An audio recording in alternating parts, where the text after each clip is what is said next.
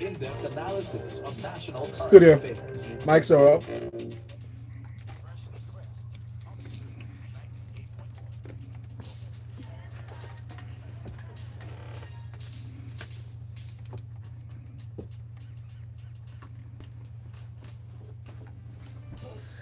It is 7:32 on the 21st day of May 2018, and welcome to Freshly Pressed 981, and that's the hashtag on Twitter at Smooth981FM. You're listening to Smooth Breakfast with Folu and Valentine, and this morning you can be part of the conversation by simply sending us a tweet at Smooth981FM and use the hashtag Freshly Pressed 981, or go to YouTube and type Smooth981FM Lagos, and you'll find us streaming live there. You can also send us messages on WhatsApp, the number we're going to tweet on our Twitter handle in a bit. And joining us today for detailed analysis on the stories on our papers, we have Tunde Okufi at Big Coofs on Twitter. Good morning. Good morning. Morning, Valentine. Welcome. And of course, Ayo Esho. Hi, Isa. Good morning, Valentine. Good morning. And the man has been away for a while. Oh, Mr. Buhari, welcome. Good to have you back, man. Thank you. It's nice to be back. Welcome. Salaji swag. Please go check him out on YouTube. youtube.com/smooth981FM. We have a deal that's going on here, but I won't let the rest of the world know. So Yes, that's just between us. Thank you so much. Thank you so much. So because of that, we'll put you on the spot, Mr. Buhari. Start with you first. So this story from Premium Times is our first take. The CJN Panel, they tag themselves the Corruption and Financial Crime Cases Trial Monitoring Committee. They have identified a series of factors that are responsible for, or it was militating, as they say, against speedy disposal of corruption cases.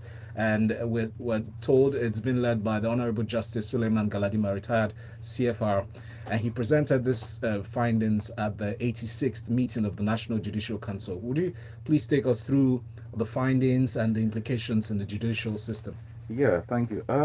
This is actually something that I've touched on before privately. The factors identified: poor prosecution, duplication of charges, multiplicity of cases, absence of parties in court, even the court itself, prisons.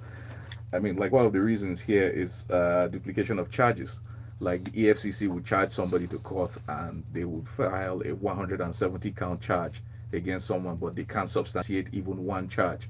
But they feel, like, they like to make splashes. It's something even Cheta has touched on. They like to do trial by media, so they'll announce, 160 count charge filed against this guy, but you can't substantiate one. Like I keep saying, Chief Buhari, for example, when he was convicted in the UK, they went up to 10 charges. You charge what you can prove. Even one of the things here, they said offenders are charged before proper investigation. So clearly there are systemic issues, like top to bottom, that need to be addressed. And it's good that this committee has identified all these areas, and they'll put proposals forward to work on them. So with this report that they've put forward now, do you think the NJC is going to, expedite their decision and, try now make a difference in the judicial system, especially in the fight against corruption? Yeah, but the problem is, it's not just the judiciary. Part of the issues here have to do with prosecution. Absolutely. So it's not, even if I'm a judge and you bring me a lousy case, what can I do? Well, here's something that could be suggested in terms of judicial review. You can start fining counsel themselves. You can start fining firms, because if you show up, you're wasting the time of the court, and you could be held, or judges could then, within their discretion, perhaps hold counsel to contempt. But you looking at real fines, not 1,000 naira, because also that's a problem that we have, and so in the court processes, a lot of the laws around that are very old, which means that the fines themselves are not they won't dissuade anyone from deliberately using those loopholes in the system. And also on this show, we mentioned how lawyers really deliberately push these cases and collude within themselves to see how the cases. That's your job. Exploit the loophole. I mean, like, one of the things here, one of the recommendations is need for prosecuting agencies to have competent prosecution departments manned by qualified personnel. So that's a problem. For instance, that Buhari trial, once again, Buhari had 180 counts. But the charges were brought under the section of the EFCC Act dealing with money laundering relating to drug trafficking. You were accusing him of corruption, and you charged him with money laundering relating to drug trafficking. There's no when the judge discharged and acquitted him and dismissed all those charges, I wasn't surprised because you charged him first of all under the wrong section of the law. So that goes to the competence of the prosecution itself. So when you start from where your foundation is wrong, I mean everything is just everything. That's how we do. Yeah, it's a fundamental problem. I also think that's very quickly that is also an attitude thing, and then the government's knowledge of how eager and willing we are to just gobble up whatever it is that is put in front of us. Let's take, for instance, the case of the way they're teasing out list of looters. Exactly. I mean, of what benefit is that to us, really and truly? I mean, it's just it's like you're serializing the soap opera for us, and you're getting a strong one. And even that may jeopardize their case against some of the individuals. Exactly. Yeah, So yeah, there was a definitely. ruling actually for that to happen. That's one of the reasons why they had to publicize. Thank you so much. Thank you, Mr. Buhari. Thank you, Tunde. And Tunde, I'll come to you with this next story from New Telegraph. Buhari's ministers lose out, organize parallel congresses. So the cracks in the All Progressives Congress, it says, APC deepened over the weekend as some members of the Federal Executive Council conducted parallel state congresses and elected fractional state working committees in their respective states. Now, you find people organizing parallel elections after losing out on May 5th and May 13th ward and local government congresses. Take us through this process today, really. Why the need to conduct parallel elections? I was just saying to Folu a minute ago, this country is complex. Why? I mean, it's complex beyond understanding. It makes it immediately clear as to why maybe some of our, why we don't make progress on a lot of things, or why our ministers don't get the job that they're meant to get done. My understanding of a minister is you could be appointed literally, ideally from anywhere, and because there's confidence and belief that you can get the job done. But in Nigeria, we elect, and you even see countries where sometimes the cabinet is made up across party lines. So yeah, this guy is from the opposition, but he's probably the best person to deliver this to the nation, or when you want to set up an all-inclusive government. But in Nigeria, it has to do with party affiliation, party loyalty, and a bunch of other things. And clearly from this story, people who have been tasked with ministries and deliverables also keeping an eye on elective office themselves. Right, so this is almost like their retirement plan, their ticket after I leave. Using and it happens. We've done it, throughout the years, using the platform of the ministry to launch yourself either into the Senate or somewhere. Their focus should be on the brief of the ministries that the portfolios have been put before them. But here we have them, going back to their states.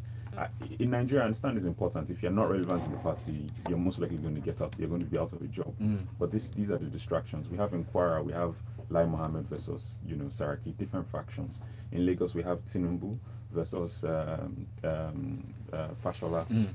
It's like it's a waste of our time, and it's not right. Yes, the APC is cracking. Elections are around the corner. So don't you think actually that this is just a problem of APC, considering the fact that there was CPC, the new PDP, and then and the HCN that came from AD? Because if you remember, during Obasanjo's time, Bola Ige was from the opposition and was appointed. Yeah. So I think it's just I think it's peculiar to this. Yeah, but even Bola Ige, that happening with Bola Ige was an exception. It's not the rule in our politics, to be honest. It's more of the same. They're all the same, to be honest. Really and truly, it's just they're all just crisscross it up. Anyway, thank you very much, Tunde. Next is Punch Lagos. Join us on youtube.com/smooth91fm as we stream live, and leave your comments there in the comment section as well. Mr. Buhari, I'll come to you. This one from the Punch. Passengers sue Med-View Airlines for cancelled flights. This happened in 2017, August 13 precisely. There was a flight that was scheduled for 4 p.m. on a Sunday. And the passengers on that flight, two flights actually, one VL2120 and VL2118, scheduled to travel from Lagos to Kaduna and Abuja.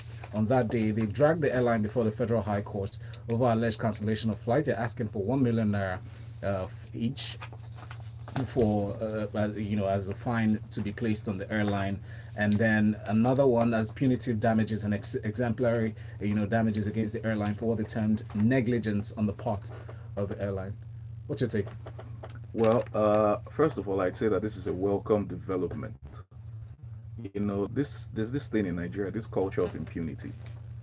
An airline decides to delay a flight or cancel a flight, they don't tell you about it. They can give you an excuse. They can give you any decide excuse they not like, to. you know, because still you know we have this Nigerian culture of they just come and tell you sorry, and you know they told you sorry, that's fine, you can't complain again. But this action of these passengers taking them to court and suing them, I'm all for it, because this actually has to stop. You know, this goes beyond, you can't even say it's like poor customer service. This is like the standard. I mean, you could have a meeting, you could have an important meeting. That's why you booked that time to fly. And they come in, they don't tell you the reason for the flight being delayed. I mean, look at this. They kept them at the airport. It was a 4 p.m. flight. They were there until about midnight. Yes. With no real with explanation. no explanation, nothing. Forgetting that time is money. In fact, they found out that the staff absconded. They left them at the airport and went away. That is just, it's unacceptable. And I'm glad that they are suing, and I hope they win. In fact, I personally recommend to their council that 1 million naira each is small money. Whoa. Today you wanted to chip in, I was right? just going to chip in. I was going to say, when you ask why it happens, it's because, I mean, if you've ever taken a commercial bus, you know how it is. Yes. Right? That bus doesn't move until the bus is full. Exactly. Right? So you go to the park, if you like come at 2 a.m., that bus doesn't fill to 2 midnight, it's not going to go. That's what happens with the But that's not supposed to be the airlines. case. It's not supposed to be the case, right? A number of them are not, should I say, honestly, are not viable and shouldn't run or operate. Yeah. Or we should pay more, or have to pay more for them to run. Clearly, we can't pay more, you know. So that's just the way it runs. They run them like mullahs. Thank you very much. We've got a few messages have come through very quickly. Chidozie from Festac says the UK government spent £15 million to gather evidence against Buhari. Which agency in Nigeria has such funds to investigate one person? Interesting. I understood there, but just to also point out, Chidozie, it's one thing to not have that amount of money. It's another thing when your prosecution doesn't show up in court to carry out. But Walter from Igondo also says this on WhatsApp. He says this federal government is not in any way fighting graft, and that is why they module up cases in order to give the alleged offenders leeway. Nobody has been jailed, and no one will be jailed, says Walter from Igondo. Again, not entirely true, but we will get you details later on. While up on Twitter, Gifted Noble says the party preached and delivered all its package of change to the country, but they forgot to reserve even one package for itself. This is a clear indication of how they will play out the 2019 elections. Moving on very quickly to this day. This one, I'll come to you, Ayo, with this one. So there was a media report that was published that said that the federal government abandoned 19 postgraduate students that were purported to be on scholarship under the Presidential Amnesty program, and currently in their final year of the People's Friendship University in Russia. Now, the Amnesty office has come out to deny that report and said that they gave them scholarship, the students, scholarship for, you know, graduate programs, but they on their own volition proceeded to register for postgraduate, you know, programs, really. What's your take on this? So the fact is, the federal government paid for the undergraduate studies. Yes. So that's the fact. Now, where we now have the dispute is, did they give them a go-ahead to continue with their postgraduate? No. So we'll never know. But the reason I'm saying this is they claim that they have emails from the last essay, but they are saying that if it's just verbal agreement, it's not substantive.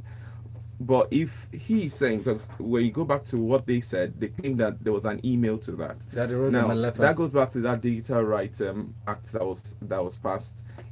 Unfortunately, that was passed this year, and this complication happened in 2016, so they might not be able to use that.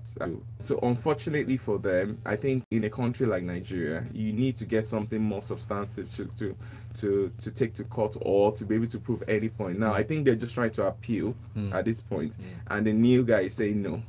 So I think they're actually in real murky waters right now. Who, the students? Or the Students, Amnesty actually. office? Okay. I think they've paid for that. I mean, this is 2018. This happened as far back 2016. I'm sure somehow they must have paid for their fees somehow. They must be stranded. Well, some of them may be stranded and using this as a means to get more funds. Yeah. Support their education. But thank you very much, Ayo, for this one. We'll move on now. Yes, indeed. Let's move on to our next story. It's in from the New Telegraph newspaper. It's a rather interesting one. My enemies are plotting to assassinate me, says Wike. This is the River State Governor, Nyesom Wike. And this story, interestingly enough, Ayo will find in a number of the newspapers, which is why I figured we might as well talk about it. We can't avoid this one right now. But he's saying, and it came out while he was at church, that there's a plot to have him killed. A security operative will shoot him in a crowd and claim it was not intentional. And he's accused the federal government and its associates of being behind this plot. Over to you. Man, okay. It's sounding more like comedy now to me. Seriously, I know it's possible that he might be having this intelligence report. It's possible somebody might be feeding in this information. It might be true, it might not be true. But when you keep coming to the media, remember when we were talking about the suits and he was saying that the federal government was trying to kill these people, you know, that statement, and now this statement, all this actually checking in all this on all these allegations. But it's sounding more like comedy to me right now. It's all No, well, not necessarily. So hopefully nobody tries it. So here's my question now. I'm just curious. Let's think about this. This is the governor of a state, yes? There are very serious allegations that he makes continuously. So it's one of two things. How do we follow this up? Or if these allegations are not true and cannot be founded, how do we prevent this from happening? Because doesn't this interfere with his running of the state, with focusing on state matters? Shouldn't it concern well-meaning citizens that a governor continuously stands up to say somebody's trying to kill me? Yeah. That either relates to some truth or some problem internally. You know, the painful thing about this is I think it's actually feeding into the fears and the beliefs of probably some people in the states. You'd be surprised how many people on the streets of River State would probably say, it's true, they're trying to kill my governor.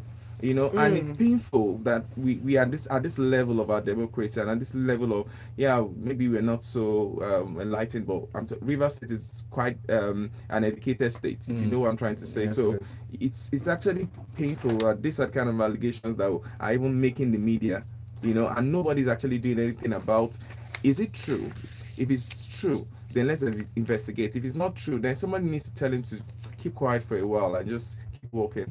Okay, well, we'll see if that will happen, but I have a feeling that as we get closer to elections, there's more noise coming out from this. Today, up to you next. Let's go and talk about NAFDAC. The federal government has asked NAFDAC to resume operations at the ports. That's what we're being told. This will make it a total of, I believe, 8 agencies that are being allowed to operate within the ports. But they're saying since NAFDAC went away, it sort of allowed unregulated products, falsified substandardized drugs to make it into the country. But this will now be checked. They're saying come back in. Your thoughts?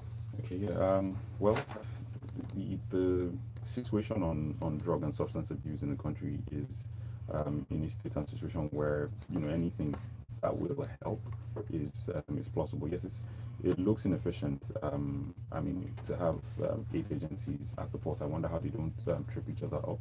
You know, hopefully they're all looking at.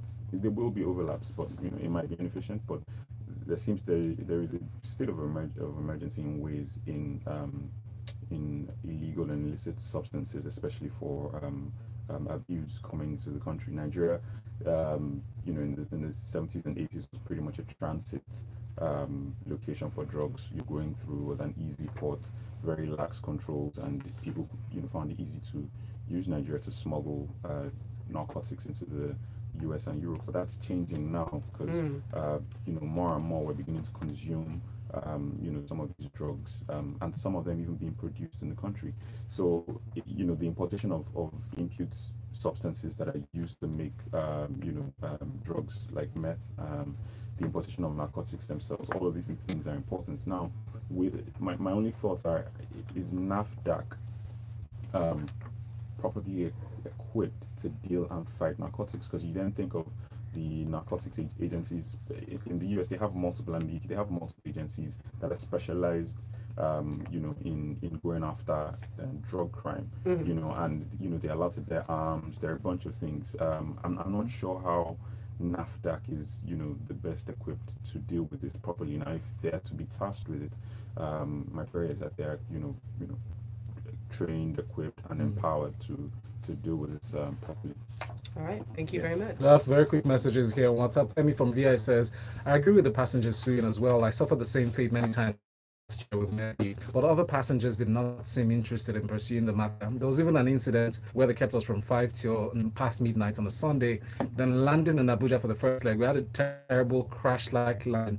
No apologies, no remorse. We eventually landed in Lagos. Flying Molo is sued. It's good the company is punished for such negligence. When these planes fly over you, you could almost hear the company. Let's move on. Up next, still talking about what's going on around the port area.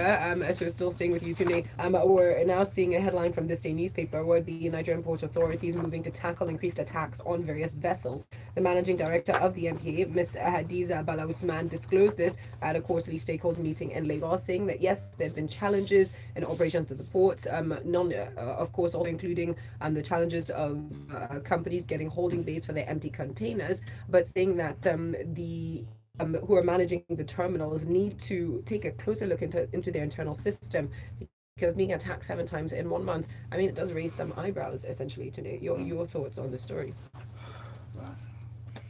I mean, where do we start? I mean, there are a bunch of things. There are a bunch of things to pick up from the story. Is it the statement from from the spokesperson for the executive director of marine operations of the NPA, saying that there's an uncoordinated port system that doesn't just lead to insecurity, and I think that there's 7 attacks in 1 month. I mean, that's just unbelievable and unconscionable. Not just hoodlums and armed bandits taking advantage of that, but even foreign vessel operators, playing between the lines and not paying for things that they should pay for. The story is a bit all over the place. It pivots between yes, it security does. I just say they expected better writing. Thank you.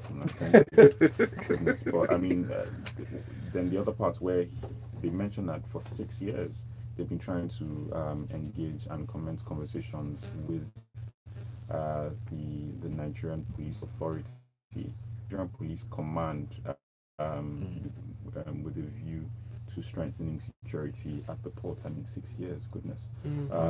It's no wonder that things are in the sorry state that they are in now. Well, as they say, you look at, when you have a situation like this, you look at who benefits. Yes. So if you have a situation like this now, where people get attacked 7 times in 1 month, you have to look at, okay, who is benefiting from this arrangement, and it's definitely not. Exactly, it's not an eye. So something like this, it's like people waltzing into the Senate and stealing a mace. Like when that happened. If you've ever been to the National Assembly before, just to get in. So imagine that with all that heavy security. Which means they were enabled. Exactly. Yeah. So something like this going on, you have to look at even because like him saying, they've written to security agencies 6 years. 6 years. Nothing has been done. You have to look at the security agencies. They've not had the meeting. Exactly. So, you have to look at the security agencies themselves. Problems. But let's see if we can find some solutions and partnerships. And Mr. Bruce, since you're already speaking, let's just stay with you for this one. The Guardian newspaper is where our next headline story comes from. The EU are seeking a partnership with Nigeria on technology development. So there was a leader of the delegation, NOTAP, a delegation from the EU that visited NOTAP, the National Office for Technology Acquisition and Promotion. Augusto Gonzalez spoke about how Nigeria could take advantage of a constellation of 22 satellites in space to help us out, and of course it would be available to the public free of charge, would provide improved global positioning. I mean, we've been talking on Freshly Pressed for the past couple of weeks, and you may not have been aware of how Nigeria could use more partnerships, less asking for money, more relationships. Let's bridge gaps that we have in our knowledge to progress and move forward. What's your take on this story in light of that? Well, the thing is, like here now, this is they visited the National Office for Technology Acquisition and Promotion. Yeah. Now, for example, let's take China. 15 years ago, if you were using a Chinese phone, everybody would be like, what are you doing? The connotations exactly, the connotations were very negative. But look at the Chinese phones today. They are right there at the cutting edge of anything you can get from an American or Korean manufacturer. Similar story with cars. 10 years ago, Chinese cars were a mess. Look at Chinese cars today. So that's what an office for technology acquisition and promotion should be doing. You should be trying to get these technologies in, localize, reverse engineer things if necessary. We aren't doing that. So the EU coming here now and telling us about taking advantage of satellites. Didn't we lose a satellite? A whole one, yeah. We lost a whole satellite. After, We lost a whole satellite. And someone's coming here now to tell us, oh, they have a network of 22 satellites in space that we can use for GPS, etc., etc. It's wonderful, yes. But that isn't what your office for technology acquisition should be doing. I mean, you should be... It's really sad, like, that as of right now, what is our indigenous technology industry? You know, like, if you look back, like during the Civil War, for example, we had like indigenous arms manufacturing. Yeah. We built rockets. I mean, but look at us today. That it's all dead. Buri, the question is, how often do we even hear of this office? Exactly. NOTAP is largely quite silent. We don't hear about it very often. I mean, yeah, I hear of them when you want to pay the vendor. There's a document you need to have for you. So you see, it's like when people complain about this rent-seeking culture. Like, somebody just sits in an office somewhere and waits for somebody to come in and it's like, yeah, come and pay for this thing. That's not what your office is supposed to be doing. All right. You should have technology development centers all over the country where different devices, different techniques are being studied, being broken down. You're trying to replicate them. You know? Well, let's move on very quickly and see whether this is what this fellow should be doing. Let's talk about Dangote, as I like to call him. From the Punch newspaper, they've got this headline: "I want to be Africa's biggest philanthropist." That's what billionaire businessman Aliko Dangote is saying. Now, the reason this statement came out is because recently the Dangote Foundation disbursed a total of 2.5 billion naira to 256,000 plus women in Kano, Lagos, Jigawa, Kogi, Adamawa, Borno, and Yobe states. Now, it was 10,000 naira each, just a one-off payment to the women, specifically vulnerable women who were again chosen by the local government, and it was to say, listen, if you help a woman out, you help the entire community out. These women just need some kind of a fund sometimes to go upwards, but he's very passionate about being known not just as Africa's richest man, but about Africa's biggest philanthropist. What's your take on this, Ayo? So this is actually a very good thing. I wish all the rich guys in Nigeria can start this competition. It would be a good competition. Very, very good competition. And yeah, some might say 10,000, a lot of money to people like this. It could actually transform people's lives. I don't know if you saw this video of on social media of this guy that gave, I think, like 3K to this woman, and then she was in tears.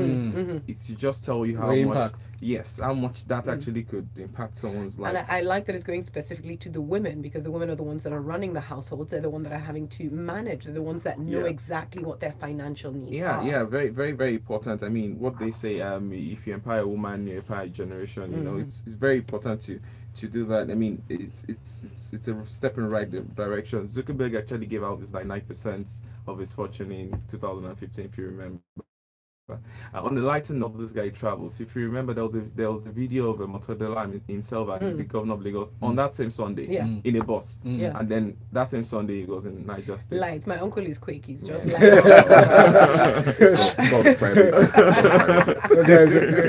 before we wrap up, let's take a quick message here on WhatsApp. Sean says, but we already have GPS now. Nigerian agencies need to wake up and leave this cap in hand attitude. I beg. Note that paper pushers and licensed brokers. That's from Oluwaseun. On Twitter, we have a few messages here. Okay. This is what the guy is analyzing. Sounds very much like Chita. That's for you.